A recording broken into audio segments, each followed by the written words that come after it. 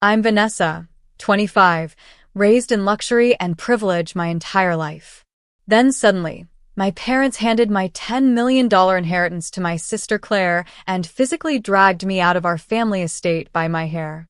My grandfather Thomas, who raised me more than my actual parents, left everything to me for a reason. They thought they'd won, but I had a plan they never saw coming. Before I tell you how I turned the tables on my family, let me know where you're watching from and hit that subscribe button if you've ever had to fight for what's rightfully yours. Growing up in our sprawling Connecticut estate, I always knew our family wasn't like others. My parents, Rebecca and William Montgomery, were fixtures in high society, but rarely fixtures in my life. From my earliest memories, it was clear that my older sister Claire, now 28, was the golden child. When she received a brand new BMW for her 16th birthday, I got a gift card. When she struggled in school, my parents hired the best tutors money could buy. When I brought home straight A's, I got a distracted good job without even a glance up from their phones.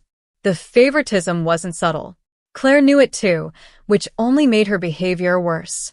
She'd borrow my clothes and return them stained or torn. She'd invite my friends to parties and tell them I wasn't interested in coming. Once, she even stole my college application essay and submitted it as her own, forcing me to rewrite mine the night before the deadline. "Claire's just more sensitive than you," my mother would say whenever I complained. "You need to be more understanding of your sister's needs." My father was no better.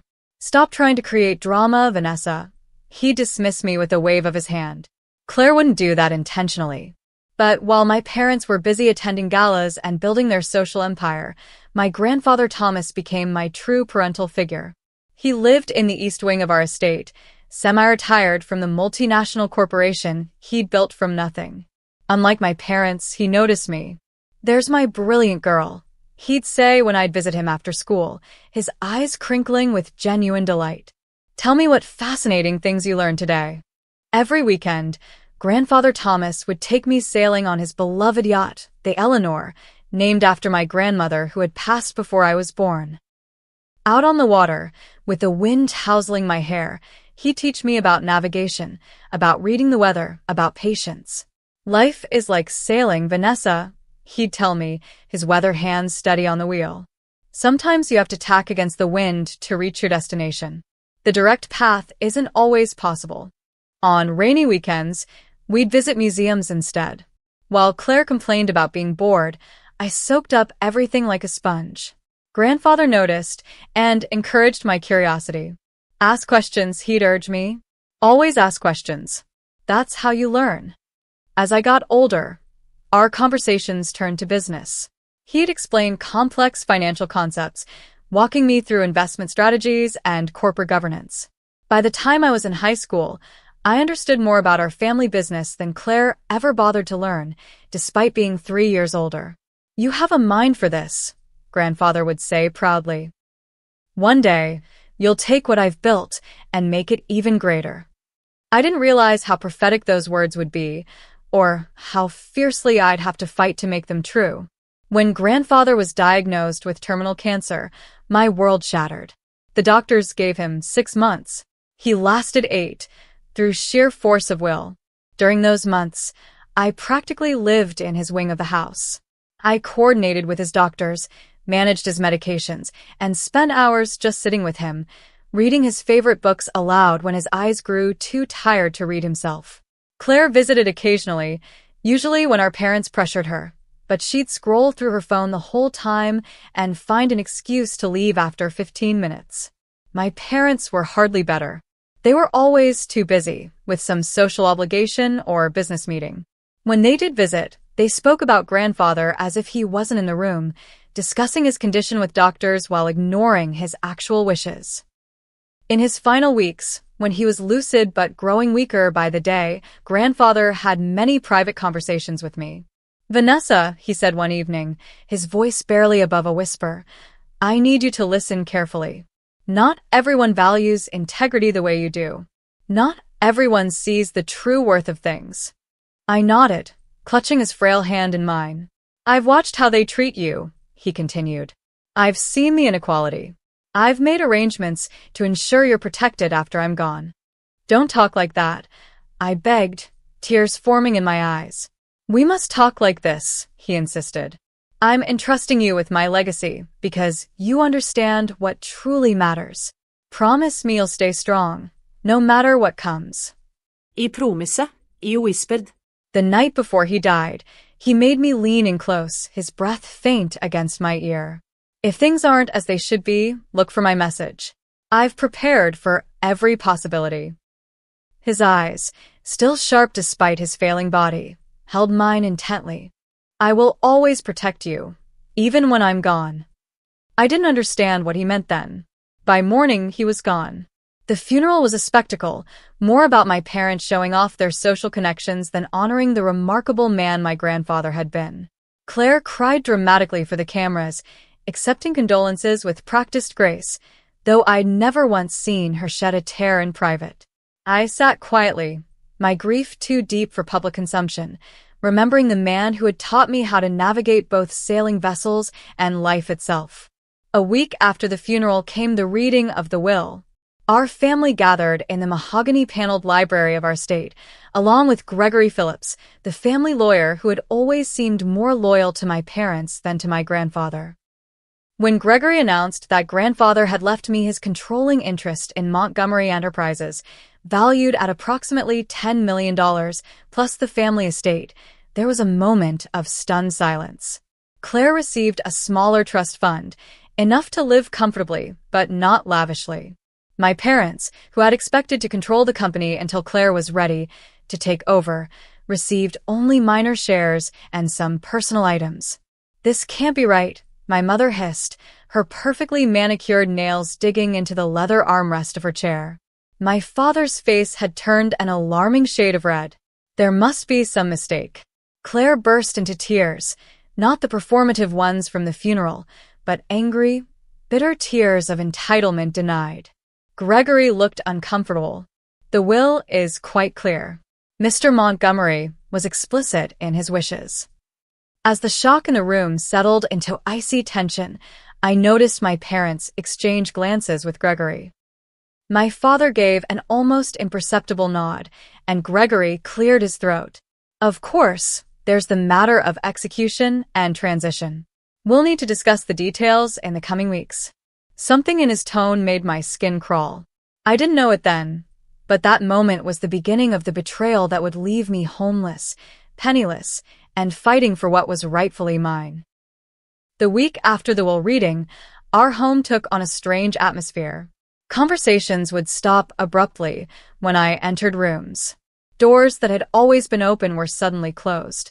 My parents, never particularly warm toward me, became downright cold. We're just processing our grief, my mother said dismissively when I asked if something was wrong. The diamond tennis bracelet on her wrist caught the light as she waved away my concern. Claire, meanwhile, underwent a bizarre transformation. Suddenly, she was the perfect daughter, bringing our parents coffee in the morning, asking about their days, offering to help with charity events my mother chaired. To me, she remained as cruel as ever, but now with an undercurrent of smug satisfaction. "Enjoying your temporary position?" she asked one evening, cornering me in the hallway outside my bedroom. "Don't get too comfortable with grandfather's things." When I tried to enter grandfather's study to begin understanding the business he'd left me, I found the room being systematically emptied of documents. "Just organizing," my father said smoothly when I questioned him. "Gregory needs certain papers for the probate process." Later that day, I overheard an argument behind my father's closed office door. "We need to fix Thomas's mistake before it's too late," my mother's voice, urgent and angry. "I'm handling it," my father replied. "Gregory says there are options." I confronted them at dinner that night, asking directly what they were planning. "Don't be paranoid, Vanessa," my father said, cutting his steak with precise movements. "This is exactly why your grandfather should have made more reasonable arrangements. You're clearly not ready for the responsibility." My mother nodded in agreement. "The stress is obviously affecting you. Perhaps you should see Dr. Mercer for some anxiety medication."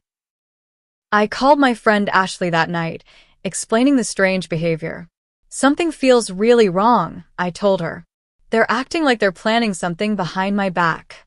Your family has always been kind of toxic, Ashley replied, concern evident in her voice. But this does sound weird. Can you check if anything important is missing? Taking her advice, I went to the safe in grandfather's study the next morning, only to find it already open and emptied of the financial documents I knew he kept there. Increasingly concerned, I contacted Patricia, my grandfather's longtime assistant who had retired shortly before his illness. We met at a coffee shop in town, away from my family's watchful eyes. Patricia seemed nervous, constantly looking over her shoulder. I can't say much, she said, stirring her untouched latte. But your grandfather was worried about exactly this situation. What situation? I pressed. Patricia lowered her voice. He knew they might try to contest the will. That's why he was so careful with the documentation. Contest it on what grounds? She looked around again before answering. They might claim he wasn't of sound mind, or that you manipulated him. Before I could ask more questions, Patricia abruptly stood up. I shouldn't be talking to you. Just watch your back, Vanessa. Your parents have more influence than you realize. She left Cash for her untouched coffee and hurried out, leaving me with more questions than answers. That afternoon, Gregory Phillips requested a meeting with me. In his downtown office, surrounded by law degrees and family photos, he suggested I be reasonable about expectations. Your grandfather's decisions have caused quite a stir, he said, his tone condescending. Perhaps we can find a compromise that satisfies everyone. There's nothing to compromise, I replied firmly. My grandfather's wishes were clear. Gregory smiled thinly. Wishes can be interpreted in many ways, especially when there are questions about a testator's mental capacity. I felt a chill run down my spine. My grandfather was perfectly sound of mind until the end. Of course you would say that, Gregory nodded sympathetically. But medical experts might have a different opinion. And juries tend to find it suspicious when elderly men change their wills to favor young relatives who spent unusual amounts of time with them near the end. The implication was clear and revolting. I left his office and immediately called a lawyer of my own, Benjamin Reynolds, a former classmate's father who specialized in estate litigation and had no connections to my family. Benjamin's findings were troubling. They've already filed preliminary paperwork suggesting your grandfather might not have been competent, he told me. And there are rumors of a revised will that supposedly supersedes the one that was read. That evening, my parents called a family meeting. Seated at our formal dining table, they suggested for the first time openly that the will might be contested. It would be in everyone's best interest to avoid a lengthy court battle, my father said, his tone reasonable but his eyes cold. Grandfather wanted me to have the company, I insisted. He prepared me for it my entire life. That's your interpretation, my mother replied. But the courts will consider all the facts, including your grandfather's deteriorating mental state during his illness. Claire sat silently throughout the conversation, a small smile playing at the corners of her mouth. Over the next 2 weeks, my isolation within my own home grew complete. The security codes were changed without telling me. My belongings mysteriously migrated from common areas back to my bedroom. Household staff who had always been friendly became distant and formal. I discovered my home office had been searched when I found papers rearranged and my laptop in a slightly different position than I'd left it. When I mentioned this to my parents, they suggested I was becoming paranoid and might need professional help. Their gaslighting tactics were systematic and relentless. But I knew what was happening. They were building a case against me while simultaneously trying to undermine my mental stability and isolate me from potential allies. I began making copies of important documents and storing them with Benjamin. I recorded conversations when legally possible. And I started preparing for the worst, though even in my most pessimistic moments, I never imagined just how ugly things would become. 3 weeks after the will reading, on a rainy Tuesday morning, our family butler Peterson informed me that my presence was requested in the dining room for a family meeting. His usual warm manner was replaced with stiff formality, and he avoided meeting my eyes. As I entered the dining room, I immediately sensed this wasn't a normal family discussion. My parents sat at the head of the table, with Claire beside them. Gregory Phillips was there as well, along with another man I didn't recognize who was introduced as Dr. Harmon, a medical consultant. "Sit down, Vanessa," my father commanded, not bothering with pleasantries. Once I was seated, Gregory cleared his throat and began. "We've uncovered some concerning information regarding your grandfather's will." He slid a folder across the polished mahogany table. Inside was what appeared to be a medical assessment, dated during my grandfather's final month, suggesting cognitive impairment consistent with both his illness and medication. Additionally, Gregory continued, producing another document, "We've discovered this." It was a letter, supposedly written by my grandfather, expressing concerns that I had been manipulating him during his illness and requesting a review of any changes to his will made during that period. "This is absurd," I said, my voice shaking with anger. "That's not even his handwriting. Anyone who knew him would see that immediately." "It's been verified by experts," Gregory replied smoothly. "What experts?" "Let me guess. People on your payroll?" I shot back. My mother interrupted, her voice dripping with false sympathy.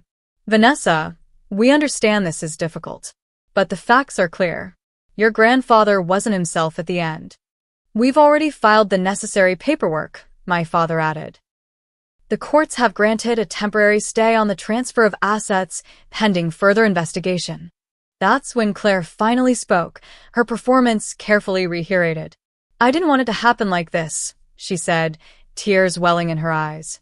"I tried to tell them we should just split everything evenly."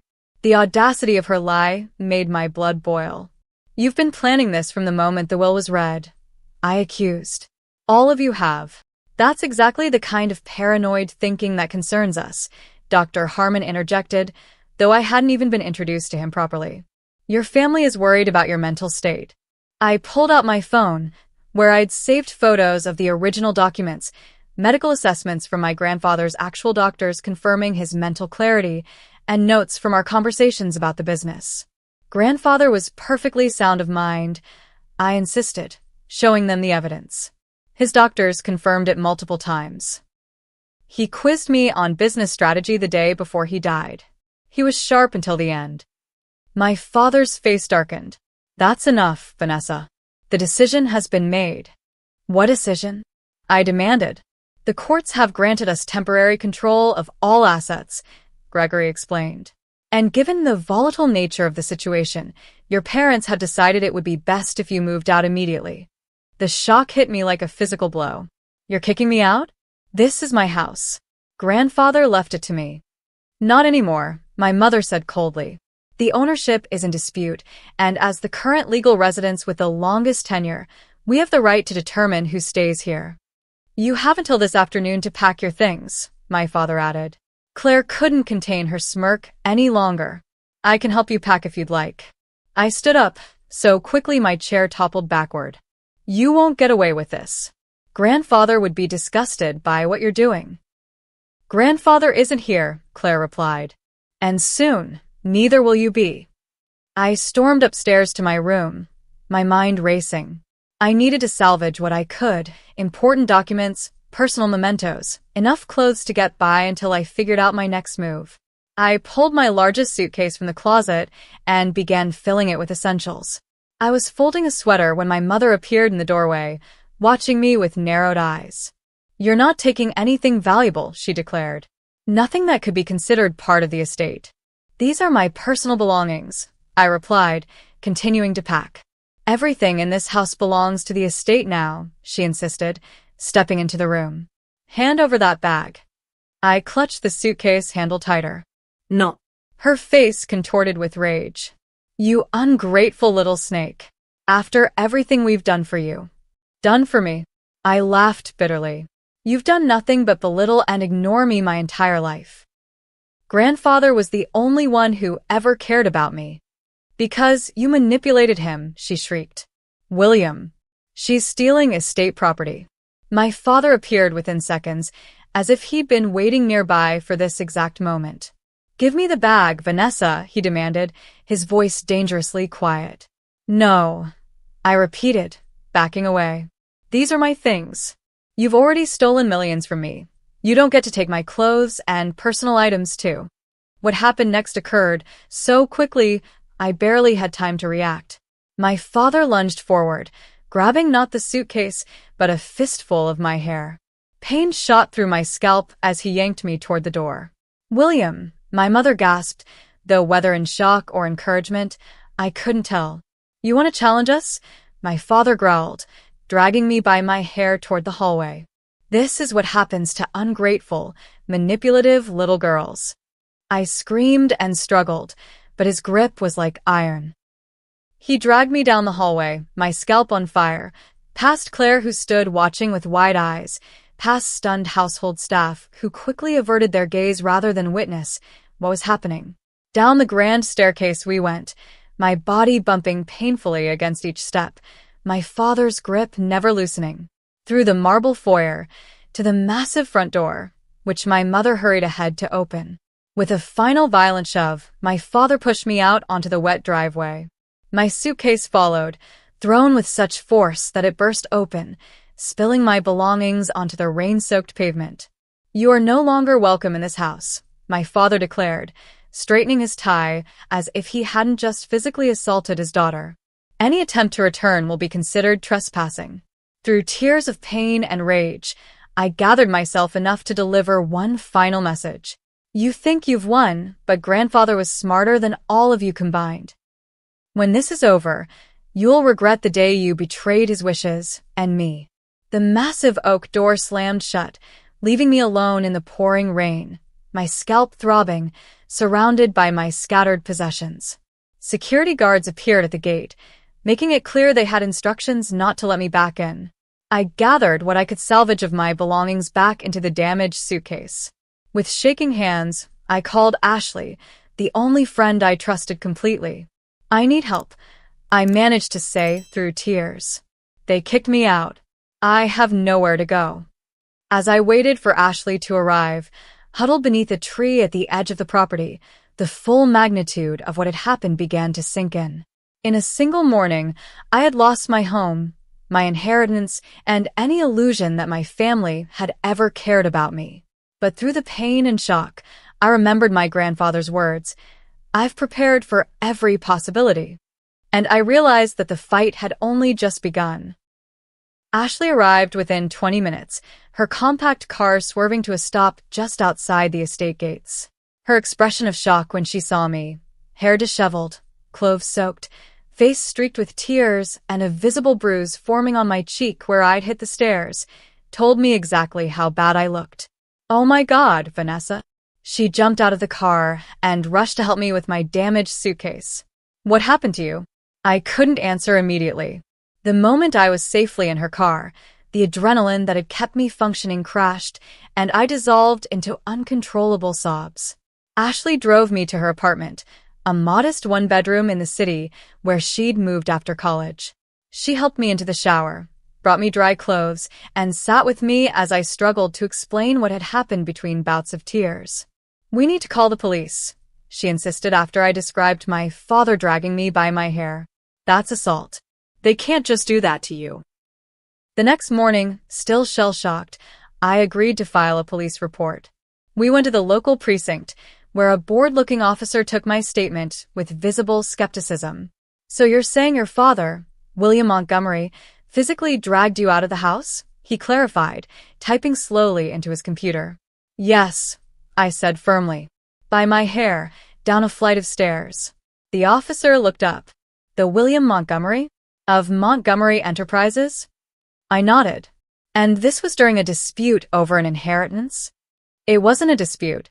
It was theft," I corrected. "They're trying to steal what my grandfather legally left to me." The officer's demeanor changed subtly. "I'll file the report, but I should warn you. This sounds like a civil matter. Family disputes over inheritance usually need to be handled in court, not through criminal charges." "The theft is a civil matter," I agreed. "Being physically assaulted is criminal." He nodded noncommittally. "I'll forward this to a detective, but don't get your hopes up. Without witnesses willing to testify." I left the station with a sinking feeling that nothing would come of the report. My suspicion was confirmed 3 days later when I received a call informing me that the district attorney had declined to pursue charges due to insufficient evidence and the civil nature of the underlying dispute.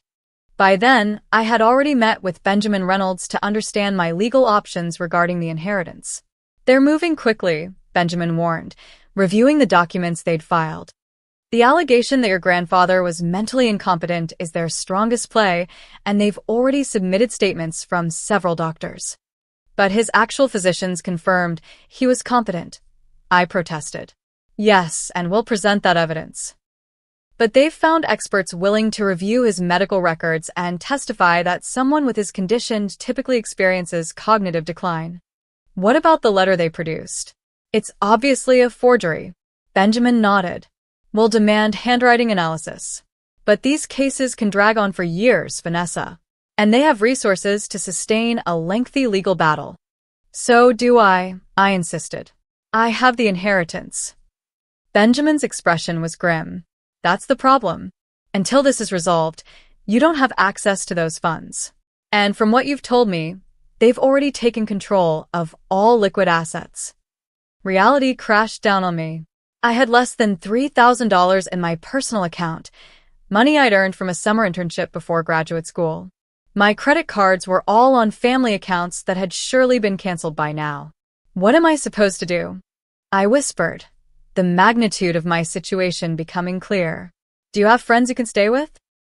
Other family members who might help?" I shook my head.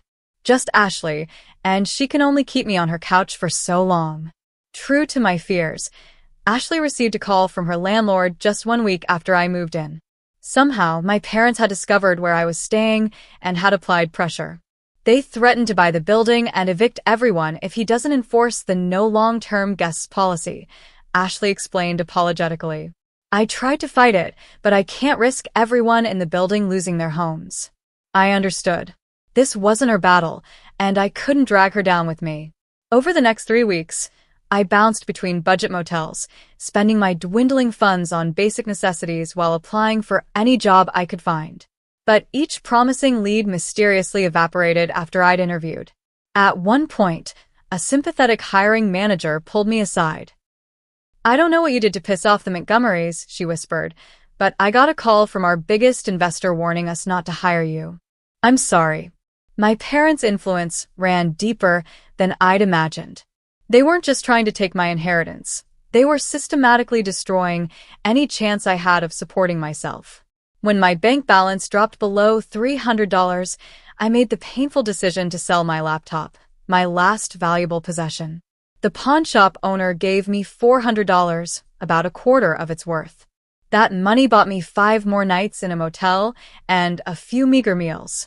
On what was to be my last night with a roof over my head, I sat on the edge of the sagging motel bed, contemplating what would happen when I could no longer afford even this dismal shelter. The thought of sleeping in my car, the only asset I had left, a modest Honda Civic I'd purchased with my own internship money, filled me with dread and shame. In desperation, I emptied my damaged suitcase, searching for anything else I could sell. That's when I noticed my grandfather's antique pocket watch among my hastily packed belongings. I had grabbed it instinctively that day, knowing it was one of the few tangible connections to him I had left. Holding the heavy gold timepiece, I remembered how grandfather would check it during our sailing trips, teaching me to calculate our position based on the sun's angle. "A good watch is more than a timekeeper," he'd told me. "It's a tool for those who understand its secrets."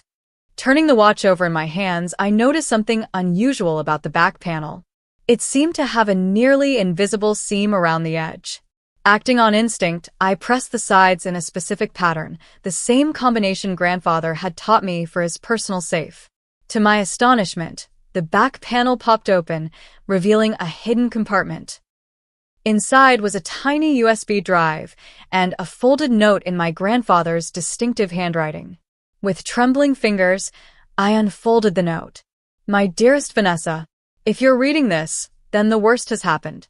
I feared they might try to take what is rightfully yours. They have always been jealous of our bond and the potential I see in you. This drive contains everything you need: copies of my medical evaluations confirming my competence, recordings of our business discussions proving your readiness to lead, and documentation of several accounts known only to me. Most importantly, contact Richard Donovan at the address below. He has been my friend for 40 years and is expecting you.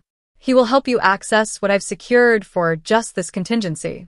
Remember what I taught you about sailing against the wind. Sometimes the path to victory requires temporary retreat. All my love, Grandfather. For the first time in weeks, I felt a flicker of hope. I immediately contacted Richard Donovan, who insisted on picking me up personally from the motel that very night. Thomas told me to expect you eventually, Richard explained as we drove to his home in the countryside. He suspected they might try something like this, though even he didn't anticipate the level of cruelty they've shown. Richard's spacious farmhouse became my sanctuary. From his guest room, I began to review the contents of the USB drive, and what I found left me breathless. Grandfather hadn't just suspected my family might betray me, he had meticulously documented their previous schemes and manipulations. There were recordings of my parents discussing how to control him during his illness, emails between Claire and my father strategizing ways to influence the will, and records of earlier attempts to misappropriate company funds. Most importantly, there were recordings of my grandfather explicitly stating his wishes to leave the business and estate to me, along with his reasons, my business acumen, ethical approach, and genuine interest in preserving his legacy, contrasted with Claire's irresponsibility and my parents' focus on status over substance. The drive also contained access information for several offshore accounts containing approximately $2 million, funds my grandfather had set aside for emergencies, completely separate from the main inheritance and unknown to my parents or their lawyers. He called it his insurance policy, Richard explained, pouring me a glass of whiskey, my grandfather's favorite. Thomas knew exactly who he was dealing with. He just hoped it wouldn't come to this. The next day, Richard introduced me to Lawrence Schaefer, my grandfather's former business partner who had retired 5 years earlier. Thomas and I planned for this possibility, Lawrence confirmed, reviewing the documents I'd found. There are additional safeguards in place that your parents don't know about. With secure funding, a safe place to stay, and powerful allies, I finally had the resources to begin fighting back. Benjamin Reynolds joined us at Richard's home, bringing case files and legal strategies. With this evidence, we have a much stronger position, Benjamin said, reviewing the recordings. But we need to be strategic. Your parents won't hesitate to fight dirty. Over the next 2 weeks, we developed a comprehensive plan. I hired a private investigator to track Claire's activities, revealing her substantial gambling debts at several casinos, debts that had mysteriously disappeared right after my eviction. The investigator also uncovered that my parents' company was on the verge of bankruptcy. They had taken out massive loans using the anticipated inheritance as collateral. Without control of grandfather's assets, they would lose everything. That explains the desperation, Benjamin noted. This isn't just about greed, it's about survival. We also discovered that the medical expert who had questioned my grandfather's competence had never actually examined him and had been paid an exorbitant consulting fee by my parents. Most damning of all, we found evidence that Gregory Phillips had helped draft the forged letter supposedly from my grandfather, with metadata proving it was created 2 weeks after his death. Each discovery strengthened our case, but Benjamin cautioned patience. We need to build an airtight case before making our move. Once we file, they'll destroy any evidence they can. During this planning phase, I also found my grandfather's hidden journal in a secure box Richard had been keeping. The journal detailed years of manipulative behavior from my parents. Schemes to control company assets, attempts to isolate my grandfather from his friends, and their consistent pattern of favoring Claire while undermining me. One entry from just months before his diagnosis hit me particularly hard. Rebecca and William continue to underestimate Vanessa. Their blindness to her abilities may be their greatest weakness, and perhaps her greatest advantage. Claire plays their game, telling them what they want to hear, while Vanessa stands her ground. I've decided to protect her future, even if it means they will hate me for it. Some legacies are worth more than temporary peace. Reading his words, I felt a renewed connection to my grandfather and absolute certainty that I was fighting for what he truly wanted. By the end of the month, we had enough evidence to secure a temporary injunction freezing certain disputed assets. This first legal victory sent shockwaves through my family. Suddenly, my parents were calling continuously, leaving messages that alternated between threats and awkward attempts at reconciliation. Claire left a tearful voicemail claiming she was caught in the middle and never wanted things to go this far. I ignored them all, focusing instead on building our case while remaining completely hidden from public view. My parents had no idea where I was or who was helping me, an advantage I intended to maintain until the perfect moment to strike. Richard's guest house became my command center. With financial security for my grandfather's emergency funds, I assembled a team dedicated to reclaiming what was rightfully mine. Benjamin Reynolds coordinated our legal strategy, while Lawrence Schaefer provided insider knowledge of the company's operations and vulnerabilities. Your grandfather built redundancies into everything, Lawrence explained, spreading company documents across the dining table. He had contingency plans for his contingency plans. One of those safeguards involved the corporate bylaws he had quietly modified before his illness. The changes required that any significant restructuring or asset transfer needed approval from a special ethics committee, a committee whose members included several of his most trusted colleagues, not just family. Your parents need to convince this committee to approve their actions, Lawrence noted. And these people were loyal to Thomas, not to Rebecca and William. Our first strategic move was contacting Martha Stevens, my grandfather's longtime secretary who had witnessed the original will signing. "I've been waiting for your call," Martha said when we met at a quiet cafe outside the city. "I knew something wasn't right when they announced the will was being contested. Your grandfather was sharp as a tack until the end." Martha provided a sworn affidavit detailing the will signing, including her observations of my grandfather's mental clarity and the explicit instructions he gave about his wishes. Next, we gathered statements from household staff who had overheard my parents plotting to contest the will even before my grandfather died. Several remembered specific conversations and were willing to testify, especially after hearing how I had been physically removed from the house. The private investigator I had hired, Marcus Daniels, delivered his comprehensive report on Claire's activities. "Your sister has a serious gambling problem," Marcus explained, showing me surveillance photos of Claire at high-stakes tables in Atlantic City and Las Vegas. She lost over $300,000 in the past year alone. More importantly, Marcus found records of a sudden payment clearing all of Claire's casino debts, a payment made the day after I was ejected from the house. "The money came from a company account that should have been frozen during probate," Marcus noted. "It's a clear violation of the estate freeze." Digging deeper into my parents' finances revealed the true motivation behind their desperate actions. Montgomery Ventures, my father's personal investment firm, had made a series of catastrophically bad decisions, leveraging the company to the hilt on high-risk ventures that had collapsed spectacularly. "They're underwater by at least $15 million, Lawrence concluded after reviewing the financial documents Marcus had obtained. "Without your inheritance, they'll lose everything. The company, the estate, their social standing. Everything." This explained their willingness to go to such extreme lengths, including forging documents and physically assaulting me.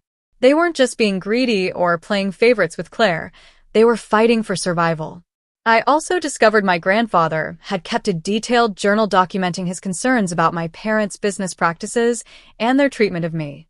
The journal contained entries going back years, describing specific incidents where they had undermined me or favored Claire unfairly. One particularly damning entry read, "William approached me today about changing my will to favor Claire. When I refused, suggesting Vanessa's business acumen makes her the better choice to lead the company, he became enraged. I fear what they might do when I'm gone. I must protect Vanessa's inheritance at all costs." Armed with this mountain of evidence, Benjamin filed a comprehensive lawsuit against my parents, Claire, and Gregory Phillips, alleging fraud, forgery, conversion of assets, and breach of fiduciary duty. The filing sent shockwaves through the business community. Montgomery Enterprises stock dropped 15% in a single day as investors reacted to the allegations of financial misconduct and forgery. My parents attempted damage control, issuing press statements portraying me as unstable and ungrateful. Claire gave a tearful interview claiming she was heartbroken by the family conflict and only wanted what was fair for everyone. Their PR campaign gained some traction until our anonymous tip to several business publications about the unauthorized casino debt payments. Financial journalists began investigating more deeply, uncovering additional irregularities in the company's books. Meanwhile, Claire began sending increasingly desperate text messages. "Vanessa, please, we need to talk. This has all gone too far. I never wanted them to hurt you. You don't understand what's happening. Mom and Dad are falling apart. Can we please meet somewhere private? I know you hate me right now, but I'm scared of what Dad might do. He's not himself anymore." I ignored these messages, recognizing them as attempts to locate me or manipulate me emotionally. Benjamin advised maintaining complete radio silence with all family members until the court proceedings began. The pressure on my parents intensified when several members of the ethics committee resigned in protest after learning about the forged documents.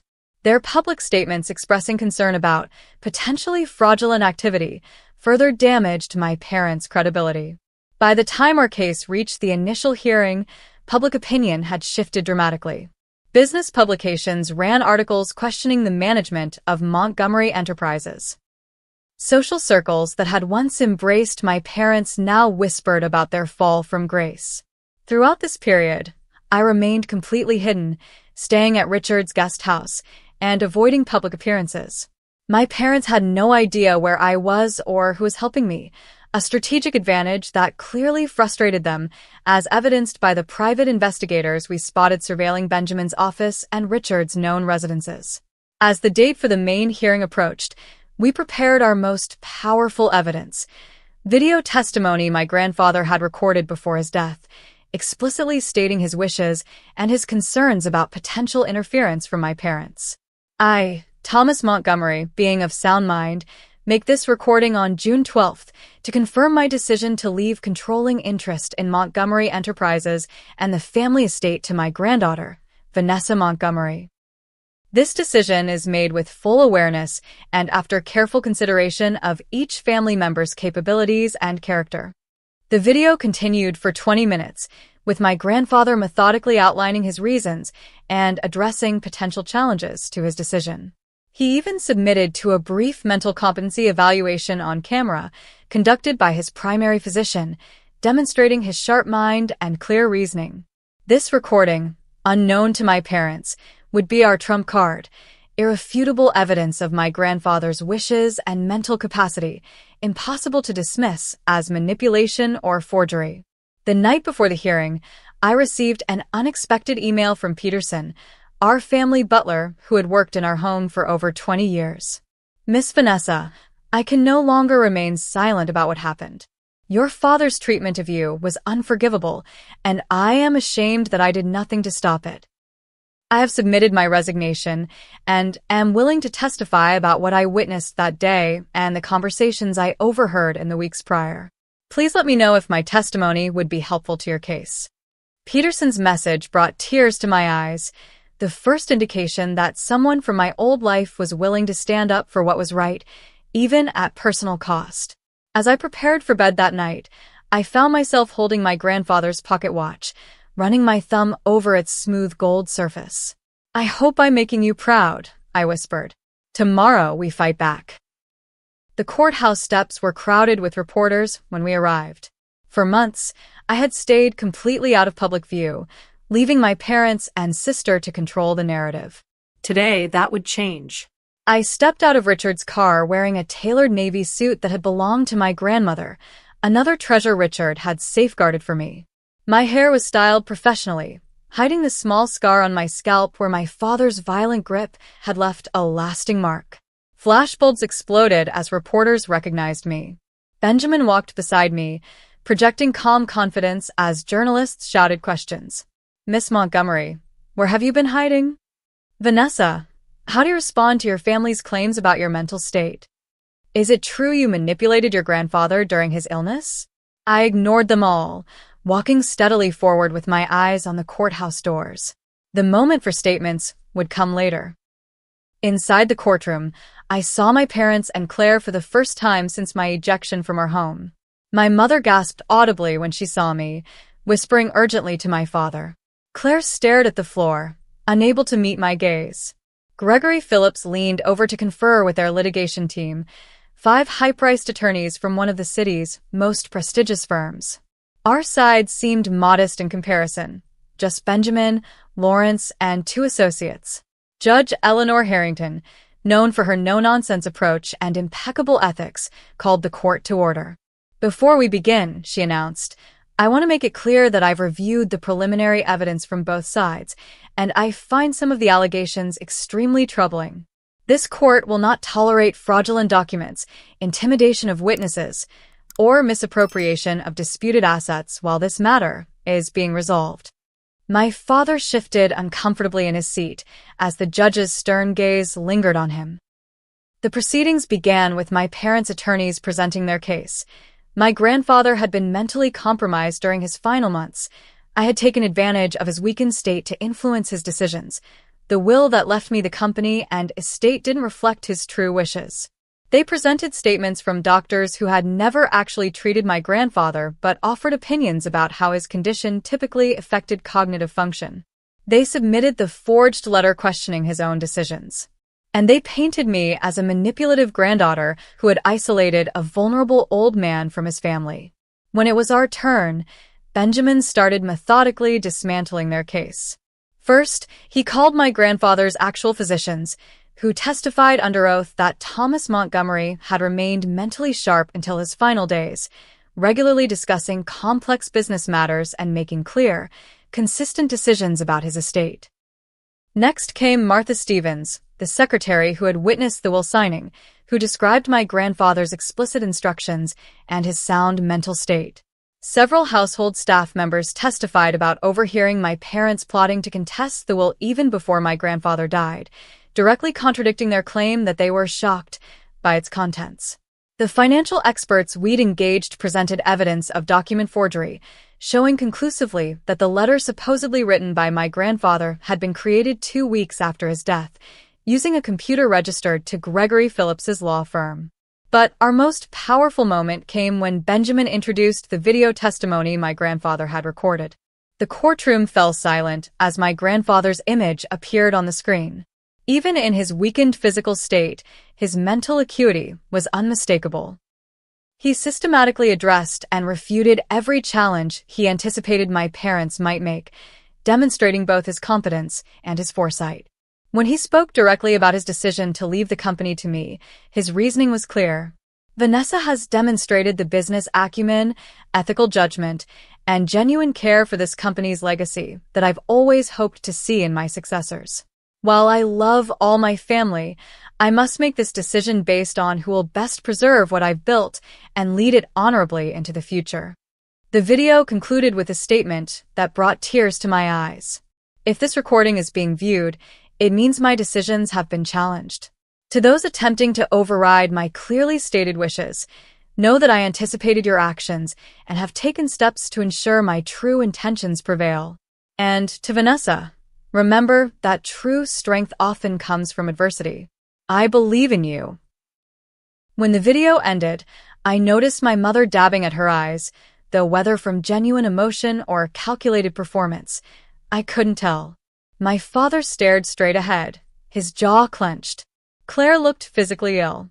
The final blow to their case came from an unexpected quarter. Peterson, our longtime butler, testified about the day I was ejected from the house, describing in painful detail how my father had dragged me by my hair down the stairs while my mother and sister watched without intervention. In my 23 years of service to the Montgomery family, Peterson concluded, I have never witnessed such cruelty. Miss Vanessa did nothing to deserve such treatment, regardless of any disputes over the estate. By the time closing arguments concluded, the shift in the courtroom's atmosphere was palpable. Judge Harrington's expression had grown increasingly severe as our evidence mounted, particularly regarding the forged documents and misappropriated funds. After a brief recess, she returned with her ruling. Based on the overwhelming evidence presented, this court finds that Thomas Montgomery was of sound mind when executing his will, and that the document presented by the defendants purporting to question that will is fraudulent. The original will shall be upheld in its entirety. She continued, her voice sharp with disapproval. Furthermore, the court finds that William and Rebecca Montgomery, along with their attorney Gregory Phillips, engaged in fraudulent activities in their attempt to circumvent the legitimate will. All assets transferred during the dispute period must be returned to the estate immediately for proper distribution according to the original will's terms. She added a final, devastating statement. Given the evidence of document forgery and misappropriation of estate assets, I am referring this matter to the District Attorney's Office for potential criminal charges. Mr. Phillips, I am also referring you to the State Bar Association for ethics violations. Outside the courtroom, my parents attempted to approach me, my father's expression a strange mixture of anger and desperation. Vanessa, we need to talk, he began, reaching for my arm. Benjamin stepped between us. My client has nothing to say to you outside of formal legal communications. Any attempt to contact her directly will be considered harassment. As security escorted them away, I heard my mother say, we need to offer her a compromise. We can't lose everything.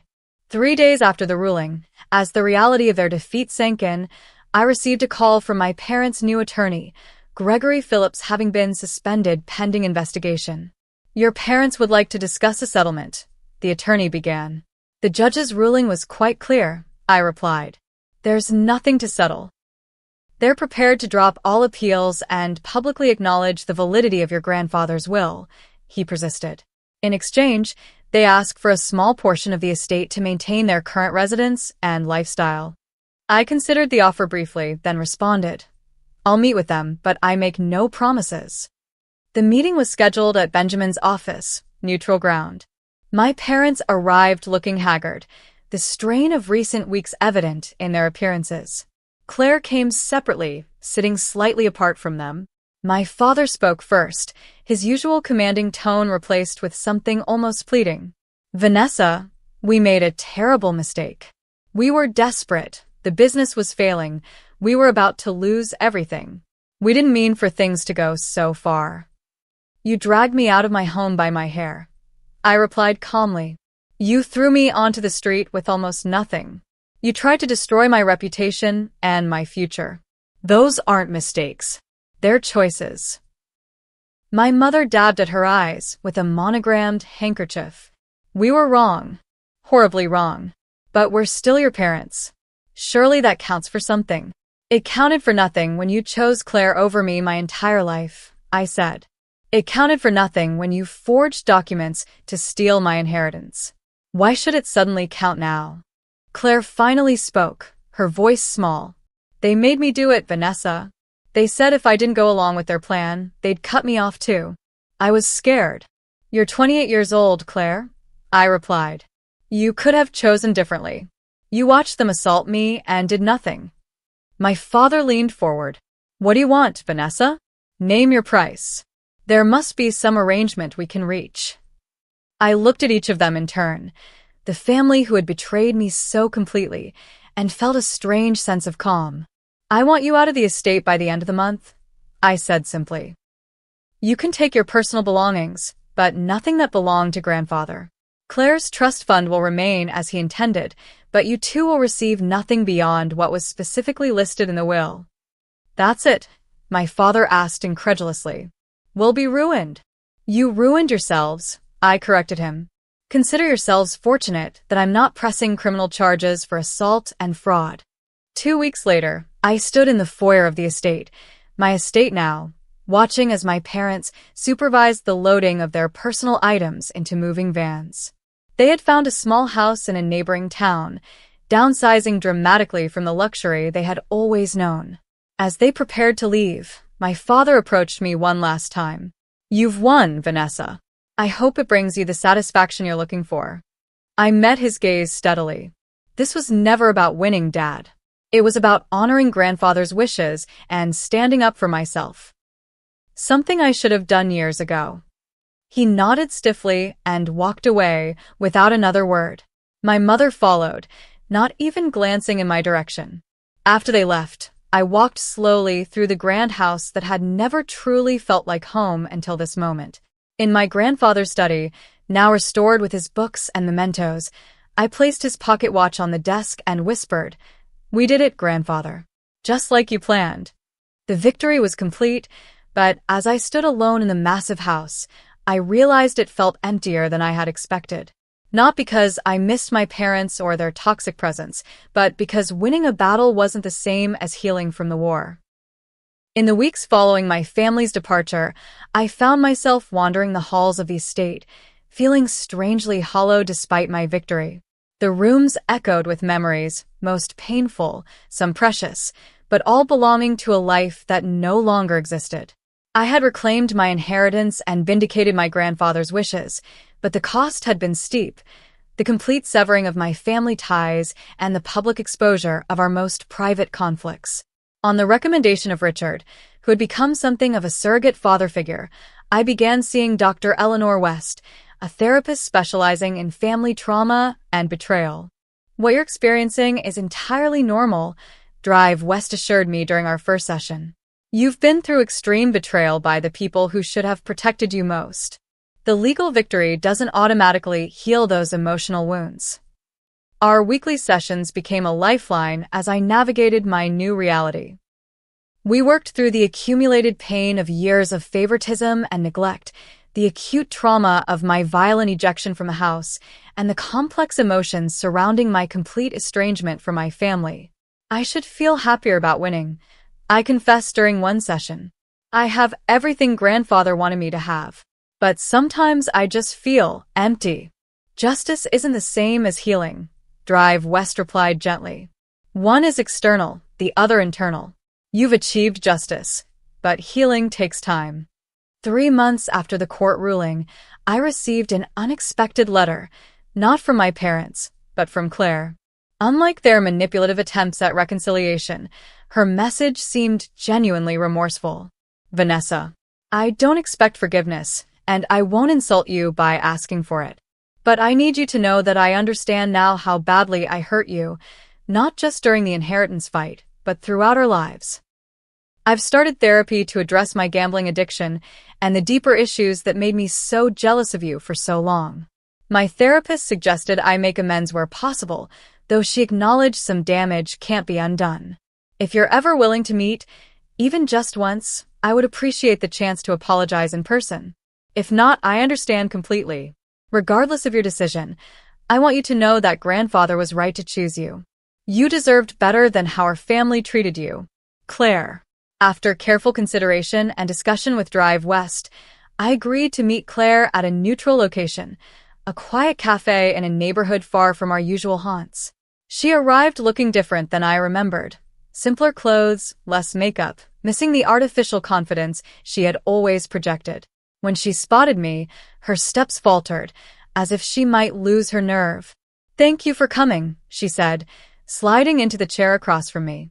"I honestly didn't expect you to agree." "I almost didn't," I admitted.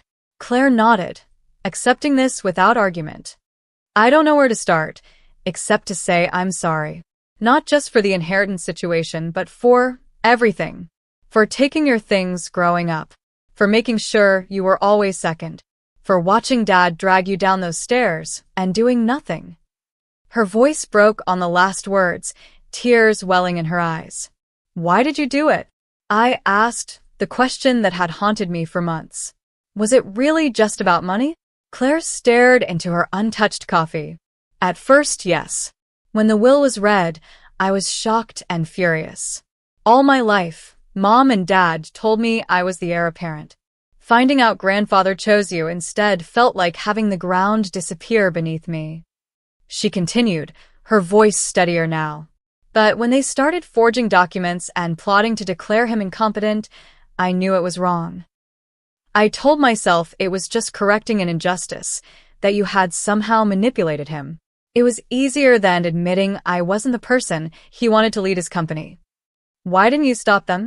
I pressed. You could have spoken up.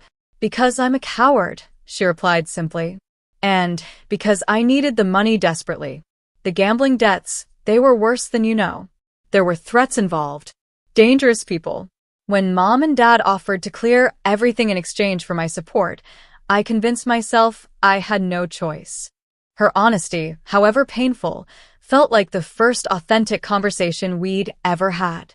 We talked for nearly 3 hours, unraveling decades of rivalry and resentment.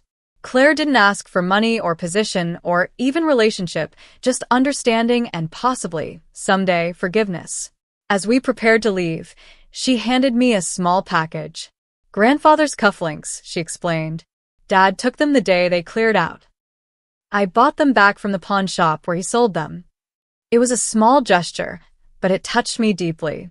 While I wasn't ready to welcome Claire back into my life completely, I left our meeting with a sense that healing, for both of us, might eventually be possible. With the legal battles behind me and the company now securely under my control, I began focusing on honoring my grandfather's legacy in meaningful ways. Using a portion of the inheritance, I established the Thomas Montgomery Foundation for Ethics in Business, dedicated to promoting integrity and ethical leadership in corporate governance. The foundation's first initiative was a scholarship program for business students from disadvantaged backgrounds, creating opportunities for brilliant minds who, like my grandfather in his youth, might otherwise be overlooked. The sprawling family estate, despite being legally mine, never felt like a place where I could build a new life. Too many painful memories lingered in its elegant rooms. After careful consideration, I decided to sell it, donating a significant portion of the proceeds to organizations supporting victims of family violence and financial abuse. I purchased a more modest home in Boston, closer to the company headquarters, but far enough from my old life to represent a fresh start. The move coincided with a significant restructuring of Montgomery Enterprises, refocusing the company on the ethical business practices my grandfather had valued. During this period of transition, I met Jordan Taylor, a brilliant environmental engineer who was developing sustainable technologies our company was interested in acquiring. Unlike previous relationships where my family name and wealth had often been the primary attraction, Jordan was refreshingly unimpressed by my status. "I'm more interested in what you're doing with the company than the fact that you own it," he said during our first dinner together. Anyone can inherit wealth. Using it to make a positive difference, that's the impressive part. Our relationship developed slowly, built on mutual respect and shared values rather than superficial attraction. Jordan became my partner in every sense, supporting my healing journey while challenging me to look forward rather than backward. A year after the court ruling, I had an unexpected encounter with my parents at a charity gala in New York. I had known they might be there but decided to attend anyway, refusing to let their presence dictate my choices. The moment was painfully awkward, my mother frozen mid-conversation when she spotted me across the room, my father's face flushing with some combination of anger and embarrassment. After a moment's hesitation, they approached, plastering on social smiles. "Vanessa, you look well," my mother said, her voice overly bright. "We've been hoping to speak with you. The company is performing admirably under your leadership," my father added. "Perhaps it's time we discussed rebuilding some family bridges." I regarded them calmly, noting the designer clothes that suggested they were maintaining appearances despite their reduced circumstances. The old Vanessa might have been intimidated by their practiced social confidence or swayed by familial obligation. The woman I had become recognized the approach for what it was, another attempt at manipulation. "I'm afraid I have nothing to discuss with you," I replied, keeping my voice level. "My family now consists of people who value and respect me. I wish you both well, but that chapter of my life is closed." As I walked away, I felt a weight lifting, the final release of any obligation I had felt toward the people who had betrayed me so completely. Later that month, on the anniversary of my grandfather's death, I visited his grave alone. The simple granite headstone reflected his preference for substance over show, engraved with just his name, dates, and the phrase, "integrity above all." I placed a small arrangement of sailing flags beside the flowers, our private signal for mission accomplished during our adventures on the water. I wish you could see what we've built, I told him, running my fingers over the cool stone. The foundation is helping so many people. The company is stronger than ever. And I'm finally becoming the person you always saw in me. As I stood there, I reflected on everything the past year had taught me, that family is defined by love and loyalty, not blood, that strength often emerges from our deepest wounds, that justice, while necessary, is only the beginning of healing, and that our choices, not our circumstances, ultimately define us. I had entered this battle as a victim fighting for what was rightfully mine. I emerged as something more. A leader, a builder, and finally the captain of my own life. Back home that evening, sitting in my new study with Jordan reading quietly beside me, I held my grandfather's pocket watch and smiled at how far I'd come. From being physically dragged from my home with nothing but a damaged suitcase to rebuilding a life and legacy that honored not just my grandfather's wishes but my own potential, it had been an extraordinary journey. The inheritance was never just about the money. It was about recognizing my worth when no one else would. It was about standing up for myself when it would have been easier to surrender. Most importantly, it was about becoming the kind of person who could face betrayal without becoming bitter, who could achieve justice without seeking vengeance, and who could build something meaningful from the ashes of broken relationships. That's the real inheritance my grandfather left me. Not the millions or the company or the property, but the unshakable belief that I was worthy of it all. If you've ever had to fight for what's rightfully yours or stand your ground when everyone else expected you to give in, I'd love to hear your story in the comments below. How did you find the strength to keep going when everything seemed lost? Don't forget to subscribe if you want to hear more stories about standing up for yourself, and share this video with someone who might need encouragement to fight their own battles. Remember, sometimes the greatest strength comes from our most difficult moments. Thank you for listening to my story, and I wish you all the courage to claim what's rightfully yours.